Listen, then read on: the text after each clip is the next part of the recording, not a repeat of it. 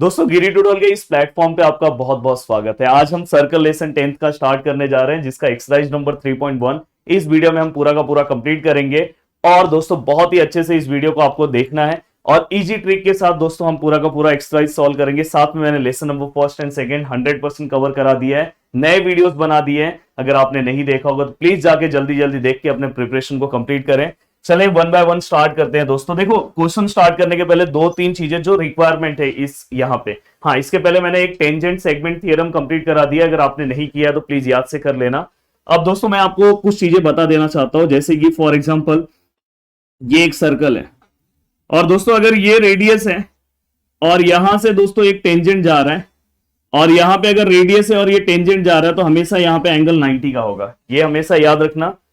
बहुत ही सिंपल तरीके से सर्कल लेसन लेके चलने वाला हो दोस्तों। अगर सपोज ये सर्कल है, यहां पे अगर सपोज दोस्तों रेडियस है और यहां पे अगर टेंजेंट है, बताओ ये एंगल कितने का होगा? आप डायरेक्ट बोलना 90। और बस वहां पे आप याद रखना, रीजन याद रखना, टेंजेंट थियरम। तो इस तरह का अगर कहीं पे भी मैं क्वेश्चन में यूज करता हूं जहां पे रेडियस और टेंजेंट आते हैं, मैं एंगल अगर 90 लेता हूं तो रीजन आपको बोलना है सर टेंजेंट थियरम।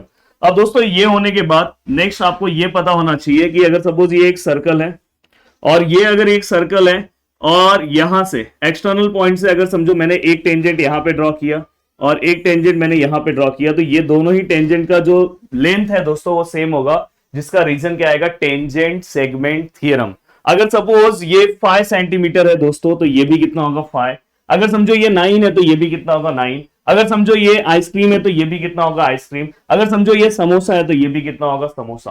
तो दोस्तों बस इसका रीजन क्या याद रखना? Tangent segment theorem. Tangent segment theorem ये याद रखना। और यहां पे क्या आएगा दोस्तों? Tangent theorem. ये दो चीज अगर आपको पता होगी तो आप ये एक्सरसाइज बहुत ही सिंपल तरीके से, बहुत ही इजी तरीके से सॉल्व कर लोगे। थोड़ी बहुत चीजें 9th की है जो मैं आपको बीच बीच में बताते रहूंगा। अब दोस्तों यहां पे अगर आप देखोगे तो देखो क्वेश्चन में क्या लिखा है? The radius of circle with centre C is 6 centimetre. तो सबसे पहले हमेशा मैथ्स का एक रूल होता है कि कोई भी ज्योमेट्री के अंदर कोई भी डायग्राम अगर आपको ड्रॉ करके दिया हुआ है तो उस डायग्राम को आपको फिर से ड्रॉ करना चाहिए। और अगर आप नहीं ड्रॉ करते, इवन क्वेश्चन पेपर में भी दिया है तो भी आपको ड्रॉ करना है। अगर आप नहीं ड्रॉ करते तो उसका मार्क्स आपका कट हो सकता है। अब दोस्तों यहाँ पे इन्होंने हमें एक टेंजेंट ड्रॉ करके दिया है, यहाँ पे हमें एक पॉइंट दिया है ए और यहाँ पे एक पॉइंट दिया है बी, और ये सर्कल का सेंटर है दोस्तों। उन्होंने क्या बोला है? The radius of circle. Radius of circle मतलब क्या होगा दोस्तों? जो भी मैं अगर सेगमेंट सेंटर से लेके एंड पॉइंट तक अगर ड्रॉ करूंगा तो इसको मैं क्या बोल सकता हूं दोस्तों? रेडियस बोल सकता हूं। क्या बोल सकता हूं? रेडियस। तो ये रेडियस हमें पता चल गया कितना है दोस्तों। इसका जो मेजरमेंट है वो कितना है दोस्तों? 6 सेंटीमीटर। अब दोस्तों आगे क्वेश्चन में क्या दिया है? And the line A B is tangent at A, मतलब ए बी जो है ए पे टेंजेंट है, ये तो हमें दिख रहा है। Answer the following question. पहला है what is the measure of angle C A B. First question देखो, यहां पे मैं फर्स्ट क्वेश्चन का सॉल्यूशन लिख रहा हूं। What is the measure of angle C A B? Yes, what is C? Centre का नेमिंग दिया है सी। सी ए बी बताओ फास्ट दोस्तों। ये रेडियस है, ये टेंजेंट है, तो यहां पे एंगल कितने का आएगा? आप जल्दी से बता सकते हो। यहां पे एंगल जो है वो 90 का आएगा। तो यहां पे दोस्तों डायरेक्ट हम 90 लिखेंगे और यहां पे हम क्या लिखेंगे दोस्तों? इसका रीजन क्या लिखेंगे? Tangent theorem. अब ये हो गया। अब सेकंड क्वेश्चन की ओर आते हैं। अब सेकंड क्वेश्चन में क्या बोला है दोस्तों? What is the distance of point C? What is the distance of point C from A B? मतलब ये जो सी वाला पॉइंट है इसका ए बी से डिस्टेंस कितना, मतलब इसके बीच में कितना वैल्यू दिखाई दे रहा है दोस्तों? तो 6 सेंटीमीटर। तो यहां पे आप लिख सकते हो डायरेक्ट कि मतलब इनडायरेक्टली वो आपसे क्या पूछ रहे हैं? What is the distance of point C from A B, मतलब आपको एसी का डिस्टेंस पूछ रहे हैं। मतलब वो डिस्टेंस ऑफ क्या पूछ रहे हैं दोस्तों? एसी। तो एसी का डिस्टेंस है दोस्तों कितना होगा? 6 सेंटीमीटर होगा। और 6 सेंटीमीटर को आप ब्रैकेट में क्या लिख सकते हो दोस्तों? Radius of circle. क्योंकि ये क्या है दोस्तों? रेडियस ऑफ सर्कल है, क्योंकि सी से लेके ए बी तक जो वैल्यू, जो डिस्टेंस है दोस्तों, रेडियस ऑफ सर्कल है या रेडियस ऑफ सर्कल है, और वो हमेशा किसको इक्वल होगा दोस्तों? रेडियस ऑफ सर्कल को, मतलब 6 सेंटीमीटर को। तो सेकंड, इसलिए वाई बोला है तो हमने ब्रैकेट में उसका रीजन भी दे दिया। एंड दोस्तों अब चलते हैं थर्ड क्वेश्चन की ओर। अब देखो थर्ड क्वेश्चन क्या पूछा है? डिस्टेंस ऑफ ए बी भी हमें दे दिया दोस्तों थर्ड क्वेश्चन में। मतलब हमें ये वैल्यू भी दे दिया। कितना दे दिया दोस्तों? 6। अभी हमें ये वैल्यू 6 दे दिया और हमें क्या बोला है? Find BC. हमें किसका वैल्यू निकालना है दोस्तों, ये बी सी का वैल्यू निकालना है। तो ये हम कंस्ट्रक्शन कर रहे हैं, ज्वाइन बी सी आप लिख सकते हो। तो यहाँ पे दोस्तों अगर यहाँ पे हमें एंगल 90 मिला है, ये एंगल हमें 90 मिला है, सॉरी ये एंगल अगर सपोज हमें 90 मिला है, स्टार्टिंग में ही हमने लिख दिया है देखो 90 है, तो इसके अंदर हम 7th क्लास का पाइथागोरस थ्योरम अप्लाई कर सकते हैं और दोस्तों इसका आंसर निकाल सकते हैं। तो यहां पे देखो मैं लिख रहा हूं इन ट्राइंगल, लिख रहा हूं इन ट्राइंगल, ट्राइंगल का नाम क्या है दोस्तों, C A B, measure of angle C A B which is equal to क्या आएगा दोस्तों 90 डिग्री। और उसके बाद में क्या लिखूंगा, by Pythagoras theorem, by PT मतलब पोटैटो तला हुआ नहीं, बाय पाइथागोरस थ्योरम पूरा फुल फॉर्म में लिखना। पाइथागोरस थ्योरम के अकॉर्डिंग क्या होगा दोस्तों, 90 के सामने कौन सा साइड है दोस्तों, सीबी, मतलब यहाँ पे क्या आएगा सीबी, सीबी का square equal to one side मतलब दोस्तों कौन सा आएगा ए बी स्क्वायर, और अदर साइड क्या आएगा दोस्तों बीसी, या ए बी हमने नीचे वाला ले लिया तो ये वाला बचा ए सी, तो यहाँ पे हम क्या लिखेंगे ए सी स्क्वायर। अब यहाँ पे हमने पाइथागोरस थ्योरम अप्लाई कर दिया, कभी भी पाइथागोरस थ्योरम अप्लाई करते टाइम ये 90 आना चाहिए।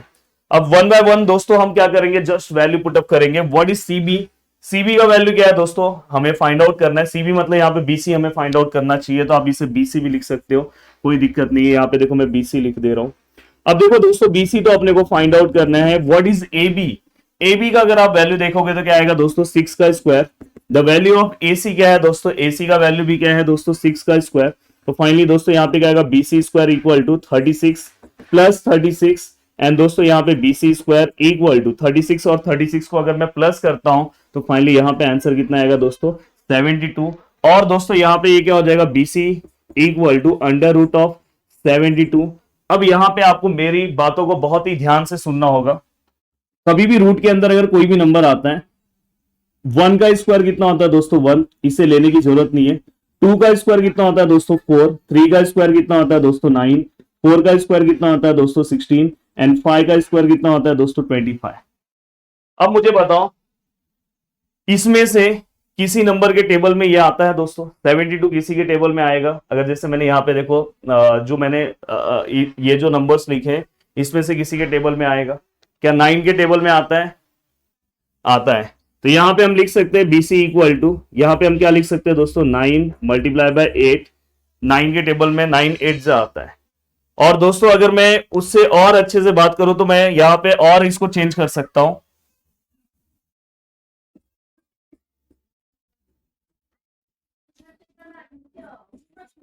बीसी इक्वल टू, यहां पे अगर आप देखोगे तो 9 का वैल्यू कितना आएगा दोस्तों 3, और अंडर रूट ऑफ क्या है दोस्तों 8। अब आप क्या कर सकते हो, 8 को और चेंज कर सकते हो दोस्तों, तो बीसी इक्वल टू क्या आएगा दोस्तों 3।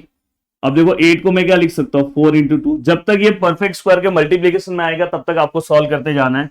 तो फाइनली दोस्तों यहाँ पे बीसी इक्वल टू क्या आएगा, तो यहाँ पे दोस्तों अब देखो 4 का बाहर क्या आएगा, 4 का अगर आप बाहर देखोगे तो क्या आएगा दोस्तों 2 आएगा। तो यहाँ पे मैंने 2 लिखा और ये रूट में 2 ऐसे ही है। तो फाइनली आप बीसी इक्वल टू क्या लिख सकते हो दोस्तों 6√2। अगर इनको ये प्रॉब्लम है सर ऐसा नहीं लिखना है, ठीक है मत लिखो, इतना डेंजर लिखना नहीं है, मत लिखो, कोई दिक्कत नहीं है दोस्तों। यहां पे आप क्या कर सकते हो, और भी सिंपल स्टेप बता दे रहा हूं, अगर किसी के दिमाग में अच्छे से चलता होगा तो यहां पे वो ऐसा लिख सकता है दोस्तों। देखो 6 का स्क्वायर कितना होता है दोस्तों 36, और आपको पता है कि 72 जो है दोस्तों वो 36 का क्या है डबल है।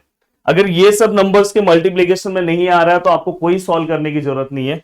अब यहाँ पे अगर आप देखो तो बीसी इक्वल टू क्या हो रहा है दोस्तों 36 इसका स्क्वायर है दोस्तों, तो आपको पता है 6 का है तो इसका इसलिए उसका स्क्वायर रूट कितना आएगा 6, और ये अंडर रूट 2 ऐसे ही रहेगा। तो आप डायरेक्ट भी लिख सकते हो और सेंटीमीटर। तो दोस्तों यहाँ पे हमारा ये क्वेश्चन भी सॉल्व हो गया, question number 3।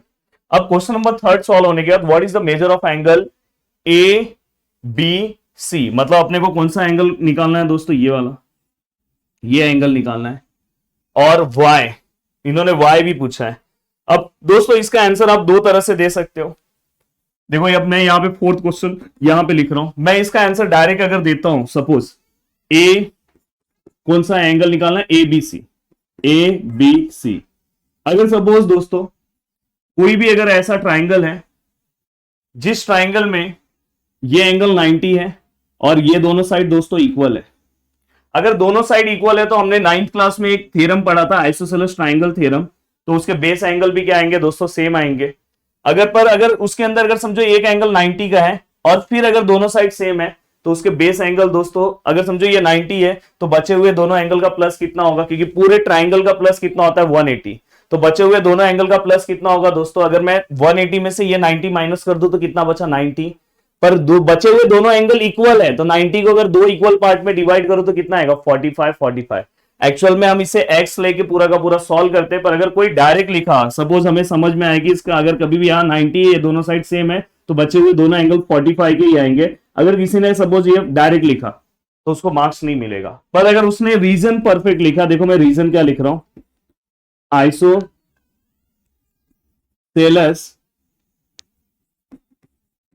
Right angle triangle, अगर इस तरह से अगर दोस्तों उसने रीजन लिख दिया, अगर इस तरह से रीजन लिख दिया, आइसोसेलेस ट्राइंगल उसने नहीं लिखा, isosceles right angle triangle, isosceles मतलब उसके दो साइड सेम है और राइट एंगल मतलब उसका एक एंगल जो है दोस्तों वो 90 का है, तो इससे ये पता हो रहा है कि बचे हुए दो एंगल वो अपने आप 45 के आएंगे, तो डायरेक्ट आप लिख सकते हो, पर ये रीजन चाहिए, राइट एंगल बीच में आना चाहिए।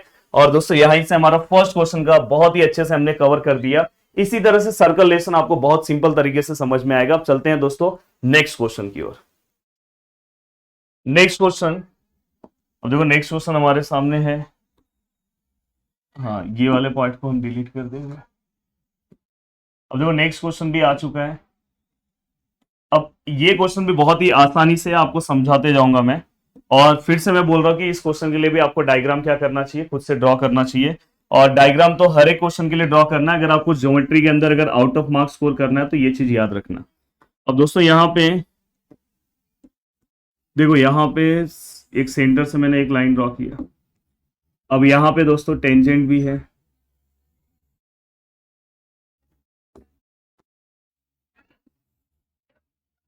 हाँ देखो यहाँ से एक टेंजेंट बना दिया और यहां से भी दोस्तों एक टेंजेंट बना दिया।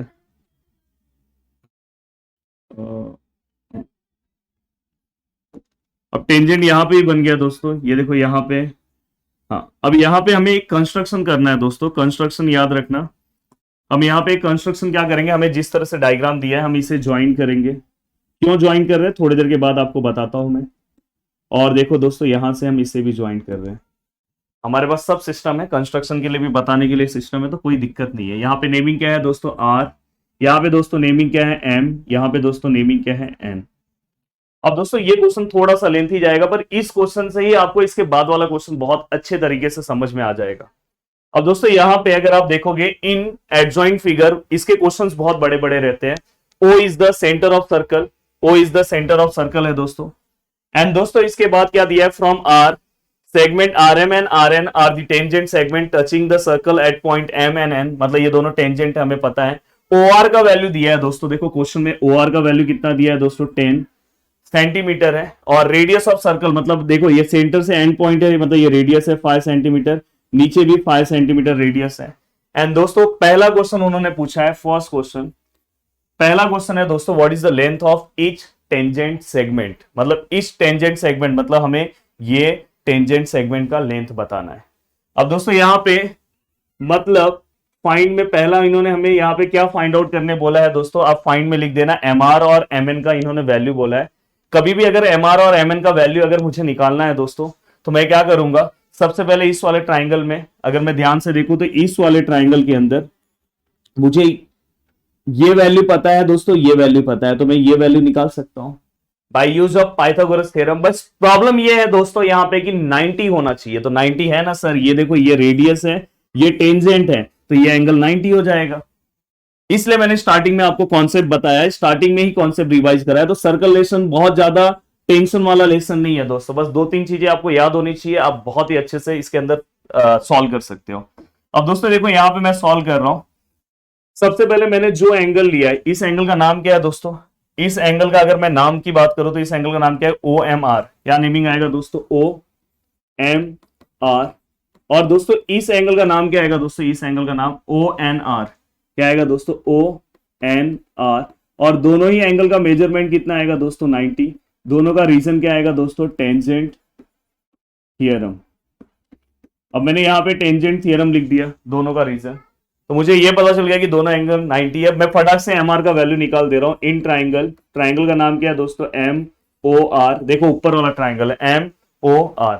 अब मैं अगर इसके अंदर अगर मैं पाइथागोरस थ्योरम अप्लाई करूं तो सबसे पहले measure of angle O M R का जो वैल्यू है दोस्तों कितना है, 90 डिग्री ओ एम आर। और यहां पे मैं लिखूंगा बाय पाइथागोरस थ्योरम, मतलब पोटेटो तला हुआ। अब अगर मैं पोटेटो तला हुआ अगर मैं अप्लाई कर रहा हूं तो यहां पे देखो 90 के सामने कौन सा साइड है दोस्तों, ओ आर। तो यहां पे क्या आएगा दोस्तों, ओ आर का स्क्वायर आएगा इक्वल टू, यहां पे वन साइड मतलब क्या आएगा, ओ एम का स्क्वायर, जिनका नाम ओम होगा, जैसे हमें यहाँ पे ओमकार सर। और यहाँ पे क्या आएगा दोस्तों, एम आर का स्क्वायर, तो यहाँ पे क्या आएगा एम आर का स्क्वायर। अब यहाँ पे दोस्तों अगर मैं ओ आर का वैल्यू की बात करूं तो यहाँ पे क्या आएगा 10 का स्क्वायर। ओ एम की बात करूं तो यहाँ पे क्या आएगा दोस्तों 5 का स्क्वायर। और एम आर की अगर बात करूं तो यहाँ पे दोस्तों एम आर का स्क्वायर। अब यहाँ पे क्या आएगा दोस्तों 100, यहाँ पे क्या आएगा दोस्तों 25 और यहाँ पे क्या आएगा दोस्तों एम आर स्क्वायर। अब मैं 100 में से अगर मैं 25 को माइनस कर दूं तो यहाँ पे क्या आएगा दोस्तों M R square. Then M R square equal to यहाँ पे कितना आएगा दोस्तों 75। देन ये 75 यहाँ पे रूट फॉर्म में आया तो यहाँ पे क्या है दोस्तों एम आर। देन यहाँ पे दोस्तों एम आर इक्वल टू, देखो यहाँ पे 75, मैंने अभी थोड़ी देर पहले ही आपको बोला था कि 75 क्या किसी परफेक्ट स्क्वायर के मल्टीप्लीकेशन में है। 2 का परफेक्ट स्क्वायर 4 है, 4 के मल्टीप्लीकेशन में है। 3 का 9 है, 9 के मल्टीप्लीकेशन में है। 4 का 16 है, 16 के मल्टीप्लीकेशन में। 5 का 25, यस 25 के मल्टीप्लीकेशन में है। तो ये भी कंफ्यूजन किसी को नहीं होना चाहिए, रट के चीजें मत करना, समझ के चीजें करना।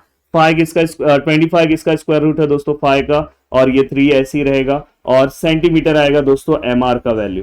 अब अगर जिनके पास बहुत टाइम है, जिनको कुछ नहीं आ रहा है, पेपर में बहुत टाइम है, तो वो सेम नीचे पाइथागोरस थ्योरम निकाल के थ्योरम अप्लाई करके एनआर का वैल्यू निकाल दे। क्योंकि वहां पे हमें क्वेश्चन में क्या पूछा है, what is the length of each tangent segment. Each मतलब दोनों। अब दोस्तों अगर जिनके पास टाइम बहुत है तो वो कर सकता है, पर मेरे पास इतना टाइम नहीं है, और जो अच्छे से लेक्चर देख रहा है उसके पास भी टाइम नहीं है। तो एमआर का वैल्यू दोस्तों हमेशा एनआर के वैल्यू को इक्वल होता है। तो इसलिए दोस्तों यहाँ पे डायरेक्ट एनआर का भी जो आंसर आएगा दोस्तों क्या आएगा 5√3। और मैं इसे क्या बनाऊंगा बॉक्स, पर ऐसा नहीं चलेगा, तुरंत हाफ मार्क्स उड़ जाएगा। यहां पे देना होगा दोस्तों रीजन। रीजन में क्या आएगा दोस्तों, tangent segment theorem. Tangent segment theorem मैंने थोड़ी देर पहले ही बोला था। टेंजेंट सेगमेंट थियरम मतलब एक्सटर्नल पॉइंट से अगर मैं सर्कल पे कोई भी लाइन अगर ड्रॉ कर रहा हूं तो हमेशा tangent drawn from external point to the circle are equal और कॉन्ग्रेंट। क्या होगा, इक्वल और कॉन्ग्रेंट होगा। तो हमेशा एक्सटर्नल पॉइंट से तो ये दोनों का वैल्यू क्या होगा, सेम होगा। तो इसलिए अगर मैंने एक निकाला तो दूसरा आ गया। तो दोस्तों यहाँ पे हमारा क्वेश्चन नंबर फर्स्ट सॉल्व हो गया। अब दोस्तों चलते हैं नेक्स्ट क्वेश्चन की ओर। डायग्राम तो अपने पास है ही है, तो ऊपर अगर क्वेश्चन चले गया तो भी कोई दिक्कत नहीं है।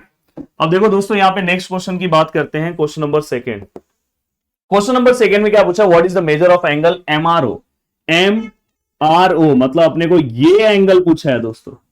अब ये एंगल अपन कैसे निकाल सकते हैं, ना तो ये आइसोसेलेस ट्राइंगल थ्योरम है, मतलब आइसोसेलेस ट्राइंगल भी नहीं है, कोई भी दो साइड का मेजरमेंट भी सेम नहीं है, नहीं तो 45 वाले से निकाल देता।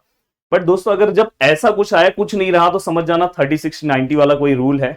और हमने 9th क्लास में पढ़ा है कि 30 के अपोजिट जो साइड होता है दोस्तों वो हाफ होता है किसका, हाइपोटेनियस का। And then side opposite to 60 degree is √3/2 into hypotenuse. तो अगर कहीं मुझे अगर ये दोनों कंडीशन सेटिस्फाई लगे तो मैं क्या कर सकता हूं दोस्तों, अप्लाई कर सकता हूं। देखो ये 5 है, ये 10 है, मतलब ये वाला जो साइड है दोस्तों इसका हाफ है। और मुझे पता है कि OR हमारा क्या है दोस्तों, हाइपोटेनियस है। तो यहाँ पे आप लिख सकते हो, यहाँ पे आप लिख सकते हो। नेक्स्ट क्वेश्चन में कर रहा हूं, हमें क्या फाइंड आउट करना है दोस्तों, एंगल MRO हमें ये फाइंड आउट करना है।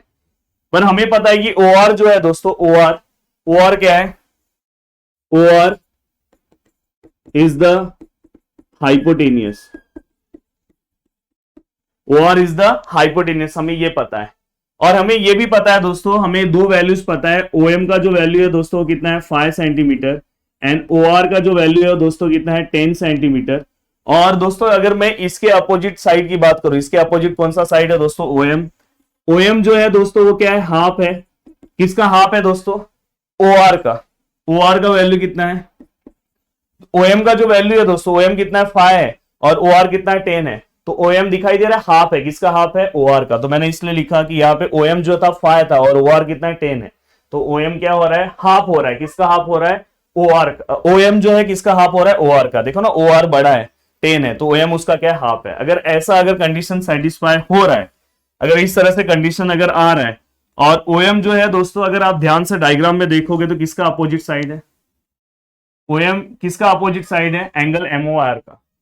तो इससे ये पता चल रहा है कि अगर यहाँ पे अगर ये कंडीशन सेटिस्फाई हो रहा है तो मैं डायरेक्ट ओएम के अपोजिट जो एंगल है, ओएम के अपोजिट कौन सा एंगल है दोस्तों, ये एम आर ओ, मैं डायरेक्ट एम आर ओ का जो वैल्यू है दोस्तों कितना ले सकता हूं, 30 डिग्री। अभी थोड़ी देर पहले ही मैंने बात किया है कि हाफ ऑफ हाइपोटेनियस अगर कोई रहेगा, देखो half of hypotenuse O R क्या है, हमारा हाइपोटेनियस है, तो ओएम जो रहेगा, ओएम के अपोजिट वाला एंगल रहेगा वो कितना रहेगा, 30 डिग्री।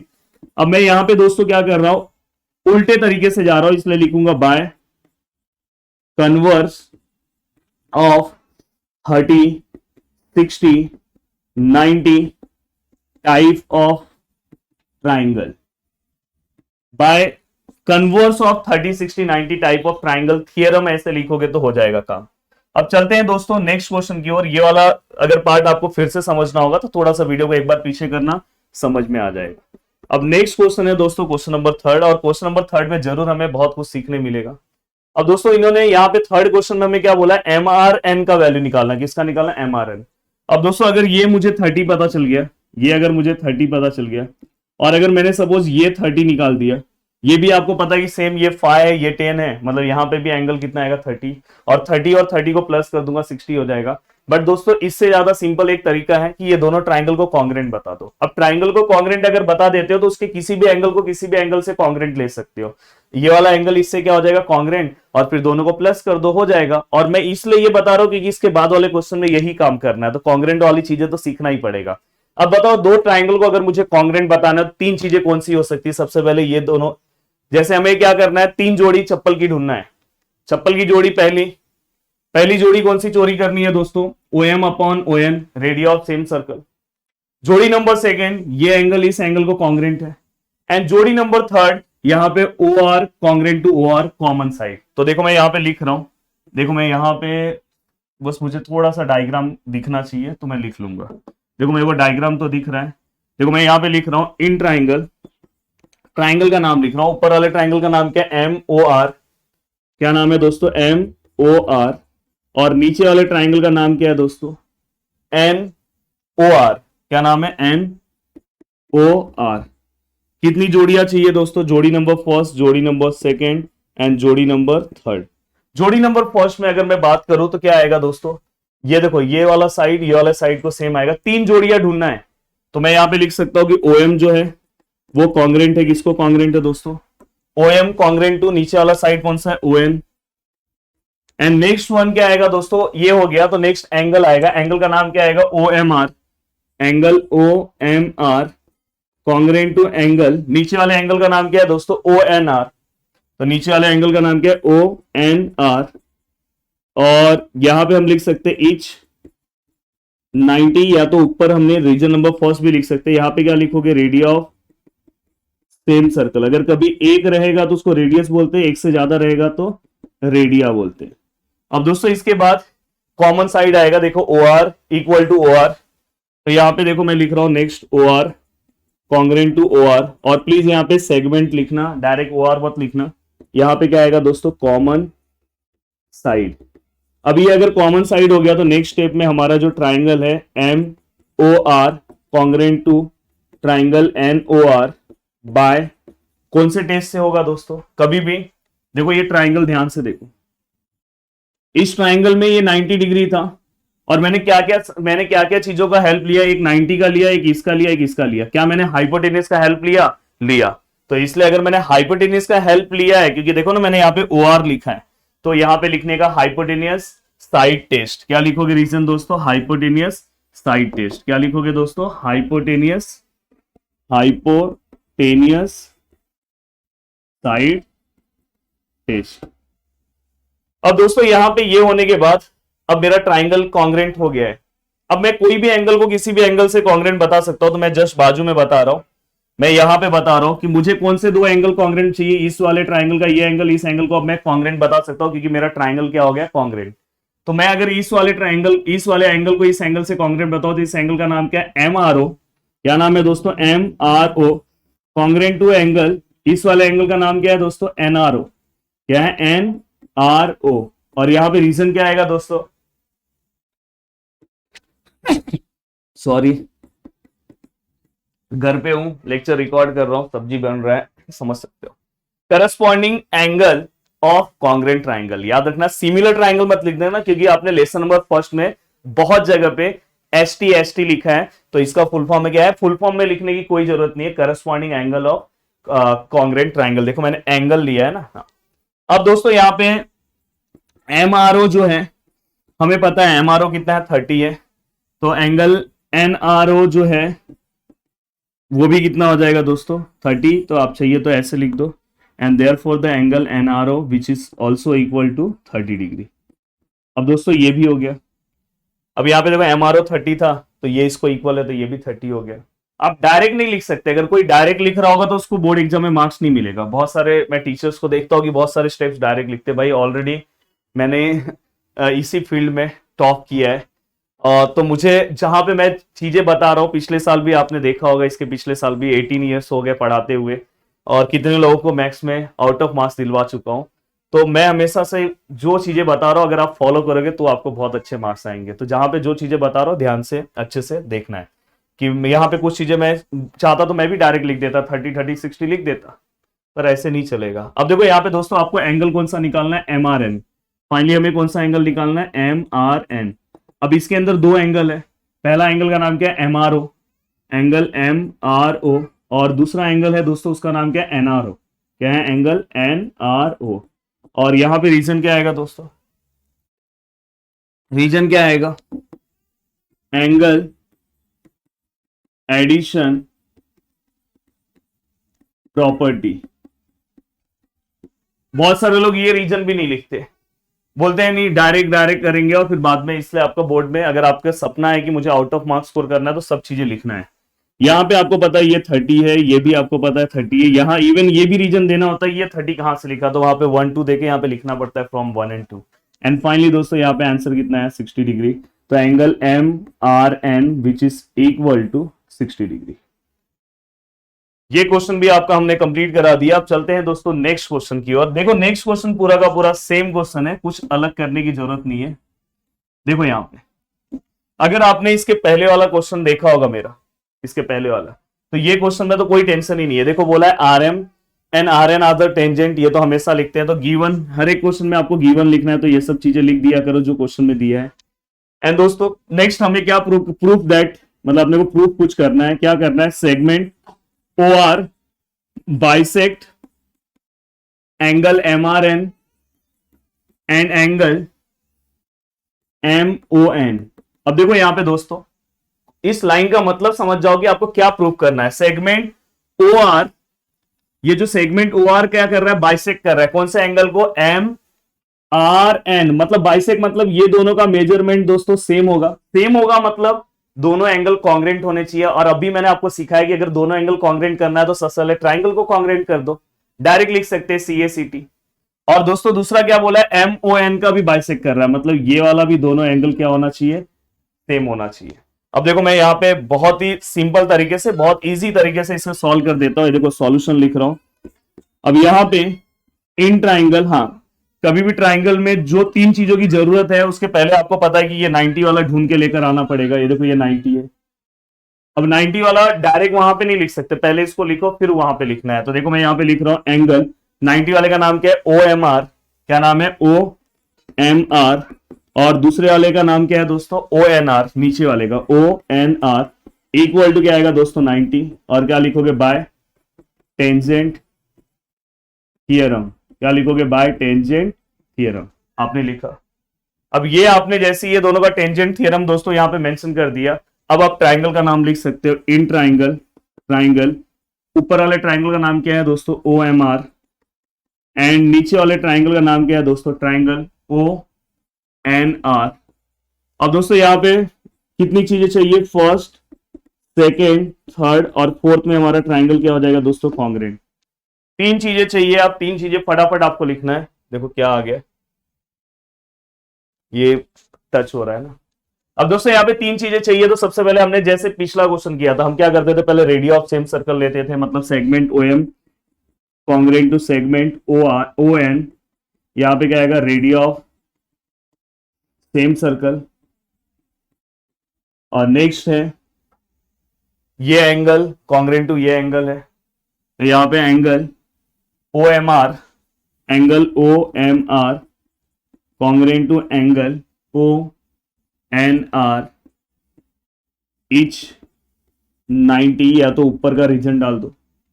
अब दोस्तों इसके बाद नेक्स्ट है ओ आर, याद है हम कॉमन साइड लेते हैं, O R congruent to O R, यहां पे क्या आएगा दोस्तों, कॉमन साइड। अब ये भी हो गया, कॉमन साइड हो गया। अब फाइनली दोस्तों यहां पे हम लिख सकते हैं therefore the triangle O M R congruent to the triangle O N R by which test. अब देखो यहां पे दोस्तों अगर मैं ध्यान से देखूं तो मैंने बोला ना मैं पाइथागोरस, मैं हाइपोटेनियस का यूज कर रहा हूं। अगर मैं हाइपोटेनियस का यूज कर रहा हूं तो यहां पे क्या आएगा, हाइपोटेनियस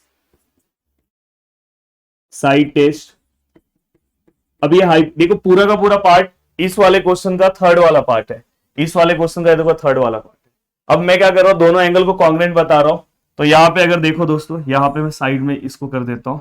अब इसके आगे मुझे क्या करना है, नेक्स्ट स्टेप में एंगल, ये वाला एंगल इस वाले एंगल को मैं कॉन्ग्रेंट बता सकता हूं क्योंकि मेरा ट्राइंगल कॉन्ग्रेंट है। तो मैं यहां पे बता सकता हूं दोस्तों M R O congruent to इस वाले एंगल का नाम क्या है, N R O, N R O. यहां पे रीजन क्या लिखोगे दोस्तों, C A C T, corresponding angle of congruent triangle. अब दोस्तों यहां पे सेम वैसे ही आप यहां पे लिखोगे, अगर ये वाला अगर एंगल इस एंगल को अगर कॉन्ग्रेंट हो गया, और सेम दोस्तों एक और ये वाला एंगल, इस एंगल का नाम क्या आएगा दोस्तों, O M R congruent to angle O N R. और यहां पे भी सेम रीजन है, टीचर बन जाओ, ऐसा करके दोनों का रीजन एक साथ दे दो। अगर ऐसा है तो मैं देयरफॉर मैं क्या लिख सकता हूं दोस्तों, सेगमेंट ओ आर, यहां पे therefore the segment O R bisect angle M R N as well as all is well। कौन सा एंगल है दोस्तों, एंगल एम ओ एन। देखो अगर आपको आउट ऑफ मार्क्स स्कोर करना है, अच्छे मार्क्स स्कोर करना है, तो सर्कल लेसन करना होगा। लास्ट में मैं आपको यह भी बता दूंगा कि सर्कल लेसन में कौन सा इंपॉर्टेंट क्वेश्चन है। मैं जल्दी ही प्रॉब्लम सेट भी स्टार्ट करने वाला हूं, अगर आप नीचे कमेंट करते हो तो जल्दी प्रॉब्लम सेट भी फटाफट सब कवर करके दे दूंगा। अब दोस्तों नेक्स्ट क्वेश्चन है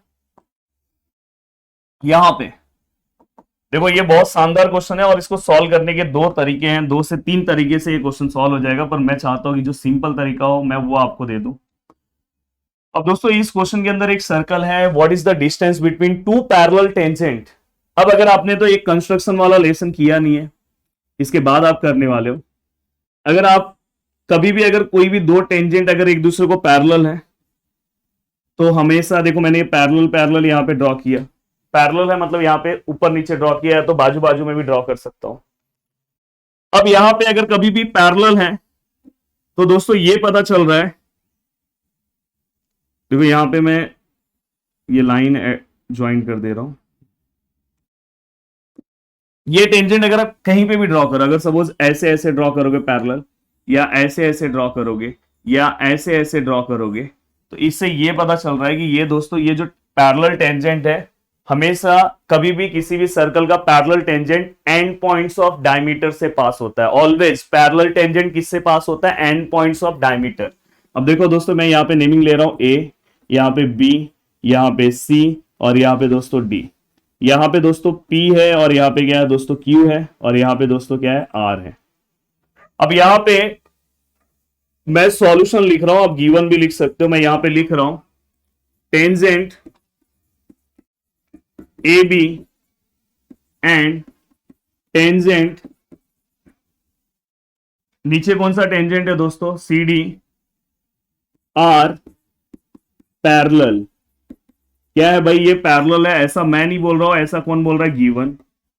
अब यहां पे अगर ये पैरेलल है, पैरेलल थोड़ा सा लिखना होगा, tangent always passing through and points of diameter.